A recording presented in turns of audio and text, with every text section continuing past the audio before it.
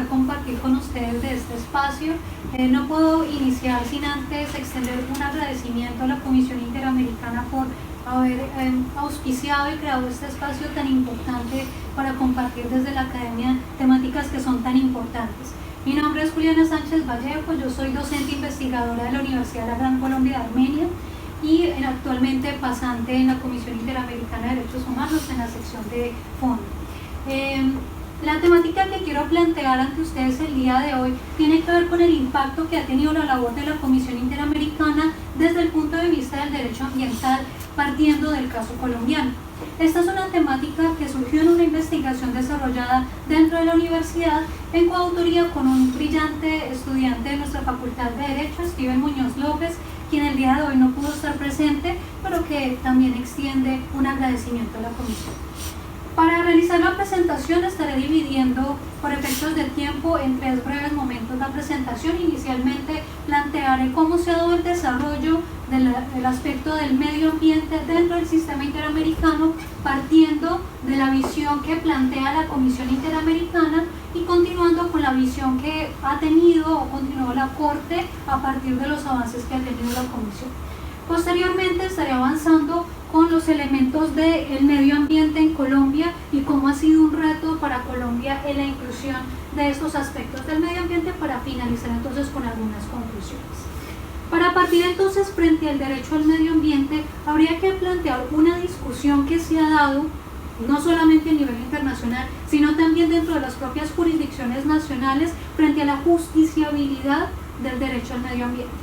Es un aspecto que ha sido debatido y que dentro de las jurisdicciones nacionales han tenido avances, pero también desde el derecho internacional. Si vemos el derecho al medio ambiente, dentro del artículo 11 del Protocolo de San Salvador se reconoce expresamente el derecho, estableciéndose que todas las personas tienen derecho a un medio ambiente sano, a unos servicios públicos básicos, y lo que los estados deben procurar, la protección y promoción, por supuesto, de un medio ambiente sano. Sin embargo, si vemos el artículo 19.6 de este mismo protocolo, entramos en un dilema porque plantea la justiciabilidad únicamente en términos de derechos sindicales y el derecho a la educación. Sin embargo, en complemento con el artículo 26 de la Convención Americana de Derechos Humanos, podemos ver que se ha venido planteando a partir de ese derecho una expansión de la justiciabilidad de los derechos económicos, sociales, culturales y ambientales, principalmente a partir de la opinión consultiva 23 de 2017 de la Corte Interamericana. Entonces, en términos de medio ambiente, podemos ver que se ha dado una evolución histórica de este derecho. No se dio un estudio directo del derecho al medio ambiente, sino que fue un estudio que se fue realizando de manera progresiva a partir del estudio del derecho a la vida e integridad personal,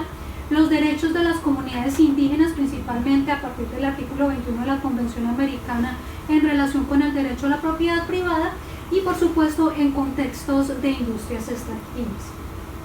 A partir de esto, podemos encontrar que la Comisión Interamericana ha presentado diferentes casos en los que ha venido estudiando aspectos medioambientales de manera más o menos directa, pero lo podemos ver, por ejemplo, en el caso del pueblo de Yanomami versus Brasil, en donde se hace una discusión en términos de la protección de las comunidades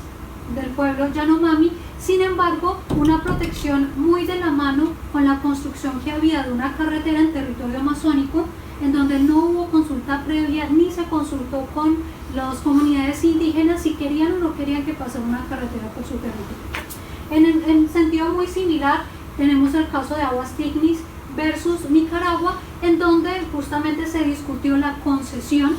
de un proyecto maderero dentro del territorio de la comunidad indígena, nuevamente haciendo uso de sus recursos naturales sin haber realizado consulta previa.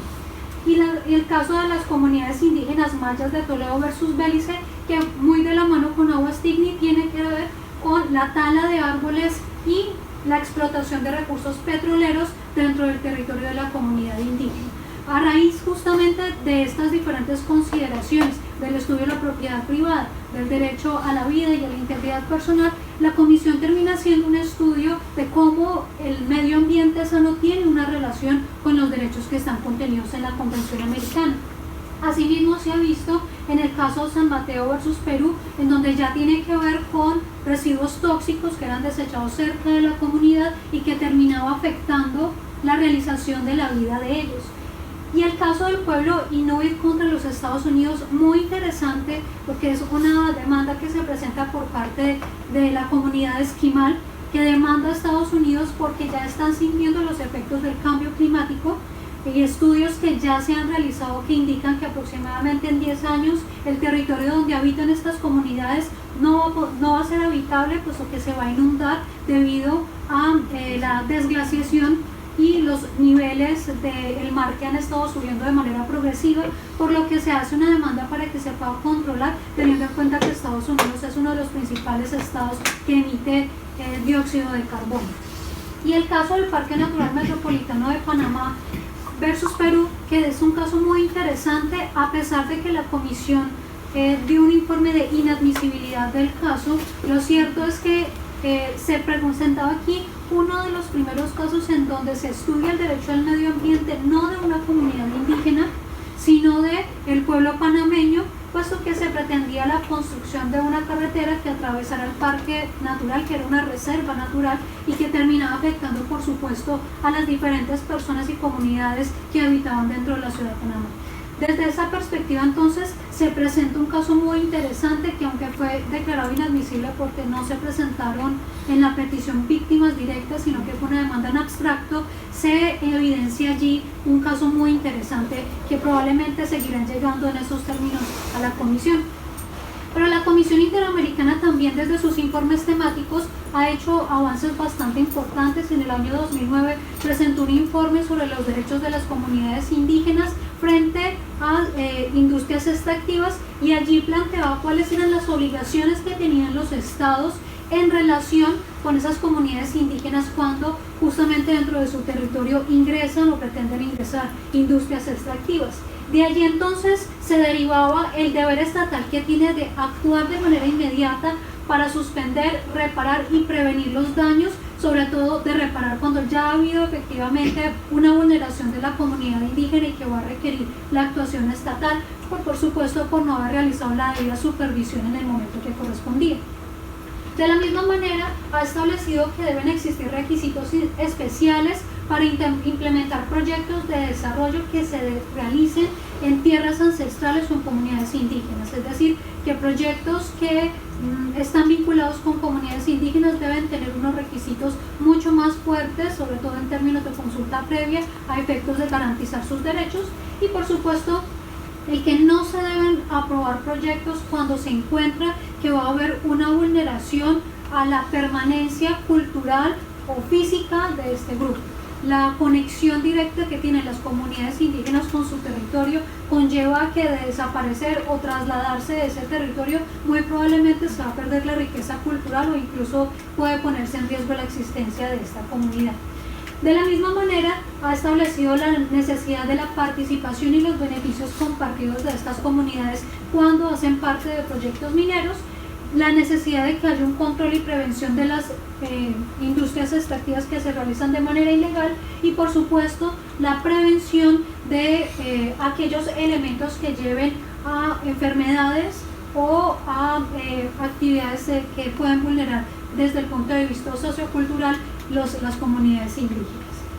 Pero también tenemos un informe muy interesante del año 2015 que también está conectado con comunidades indígenas, pero que la Comisión dedica un capítulo a las obligaciones que tienen los estados en contextos de industrias extractivas, que podemos decir que se pueden extrapolar no únicamente a comunidades indígenas, sino a cualquier circunstancia en donde comunidades que no son indígenas también quieren defender los derechos ambientales, puesto que se ven justamente perjudicados por causa de estas industrias. De esta manera, entonces,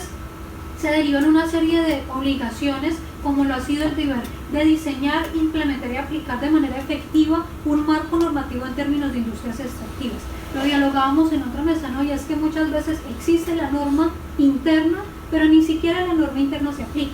Y así ha ocurrido en muchos estados. Existe un deber constitucional e incluso legal de proteger el medio ambiente, se establecen una serie de acciones, pero realmente no se le da cumplimiento. Asimismo, existe la necesidad de que se aborde un marco jurídico adecuado para que las comunidades o las industrias extractivas extranjeras puedan funcionar, y el deber de prevenir y de reducir los impactos. En ese sentido, entonces, se tiene que garantizar la participación efectiva y el acceso a la información, que es uno de los puntos claves en términos de comunidades indígenas y no indígenas.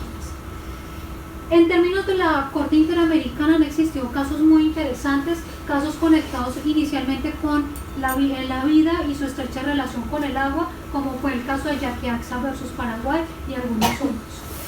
Y han existido estudios de la Corte en relación con el convenio 169 de la OIT, en donde ha establecido la importancia que tiene el estudio del impacto ambiental, y adicionalmente la forma en la que las comunidades indígenas tienen una estrecha relación con su territorio. De esta manera, entonces, se ha establecido por parte de la Corte, por ejemplo en el caso de Garífuna, Triunfo de la Cruz versus Honduras, que es necesario que ese estudio ambiental sea puesto en conocimiento para que se tenga claro por parte de las comunidades cuáles son los posibles riesgos a la salud y al medio ambiente, para que éstas se puedan oponer si es que es el caso. Y en la opinión consultiva 23 de 2017, que se plantearon elementos muy importantes, como lo es la definición del derecho al medio ambiente sano, un estudio a partir de la justiciabilidad del artículo 26 y de cómo es un derecho de carácter colectivo e individual, y de allí se derivaron una serie de obligaciones de prevención, de cooperación y de procedimiento que deben tener necesariamente los estados. Y de allí entonces podemos ver que la Comisión Interamericana ha tenido un impacto muy importante, puesto que realiza el examen preliminar y el análisis preliminar de los casos. Gran parte del análisis que llega a realizar la Corte Interamericana se basa en el estudio previo que ha realizado la Comisión previamente y en el aporte que esta misma realiza durante el trámite de los casos. Pero si aterrizamos al caso colombiano, podemos ver en diferentes momentos cómo esos aspectos que ha mencionado la Corte y la Comisión han tenido impacto. Vemos diferentes sentencias en las que se ha seguido el lineamiento que se ha realizado sobre la consulta previa, de la misma manera en que han habido una serie de casos en donde la propia jurisdicción y sobre todo la rama judicial ha buscado o ha pretendido proteger, por ejemplo, los ríos y la Amazonía. Se ha planteado, por ejemplo, que el río Atrato es un sujeto de derechos, de la misma manera que se ha dicho que la Amazonía es un sujeto de derechos, eso para garantizar acciones mucho más eficientes. Y un aspecto muy importante, que es el de la consulta popular para comunidades no indígenas. Ya la consulta previa, que era propiamente de las comunidades indígenas, pero también la consulta popular como un medio para que las comunidades no indígenas también puedan manifestar su voluntad de no participar en actividades extractivas. Eso ha tenido avances y retrocesos. La Corte Constitucional, en sentencia T445 del 2016, planteó que sí era posible que la comunidad vetara acciones de industrias extractivas mediante consulta popular. Sin embargo, en la sentencia SU 095 de 2018 estableció que no era posible y retrocedió completamente en su línea, muy de la mano con la línea económica que ha estado desarrollando en sus últimas sentencias, pero estableció entonces allí que si bien debe existir un mecanismo de participación ciudadana, ese mecanismo no es la consulta popular, y que si se llegara a hacer una consulta popular en donde se vote que no, esa consulta no es vinculante. Eso pasó justamente en el Quindío, de donde yo vengo, en donde hubo una consulta popular donde el 97% de la población dijo que no estaba de acuerdo con la extracción de minerales en el municipio de Pijao, y aún así, pues derivado justamente de esa consulta popular fue que la Corte terminó diciendo que esas consultas no son vinculantes.